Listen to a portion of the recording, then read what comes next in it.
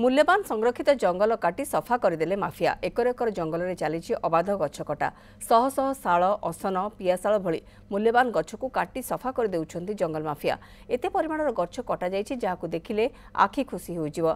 One विभागर नाक तले घटना घटुले मध्ये वन विभाग अधिकारी चुप बसिछंती।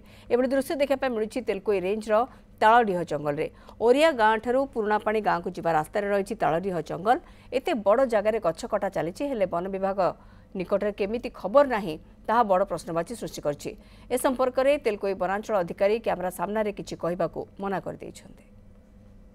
अरे मु जाइदली कालियापाणी आइला बेले देखली जे रास्ता रे शाल गछ 4000-5000 पाखापाखि हाणिकी पूरा पड़ जाए। आ फॉरेस्ट गार्ड कौन करुँच रास्तार डेली जाऊँगी देखुची किसी कहबानी आउ किए खंडे काठ घर पर आणला कौन पर आणला सेड़ा को टेढ़ी बेढ़ी कर चली सरकार प्रशासन ये राज चलती।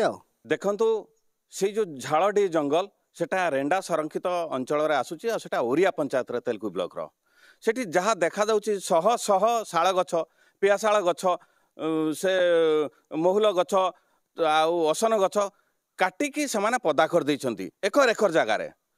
जदि जड़े व्यक्ति तार निज पट्टा जगार सी गछटा काटी पारु नहीं एमती हाईकोर्ट ऑर्डर थिबा सत्वे भी परमिशन दौना केन्दुझर फॉरेस्ट डिपार्टमेंट आज सेठी गोटे रिजर्व फॉरेस्ट ये भाया करवाटा गोटे केते जोर यथार्थ ए फॉरेस्ट वाला करूछंती कौन तांकर तो अछंती गार्ड अछंती फॉरेस्ट डिपार्टमेंट विभिन्न कर्मचारी अछंती सेमान कोन ए विषय अवगत नथिले।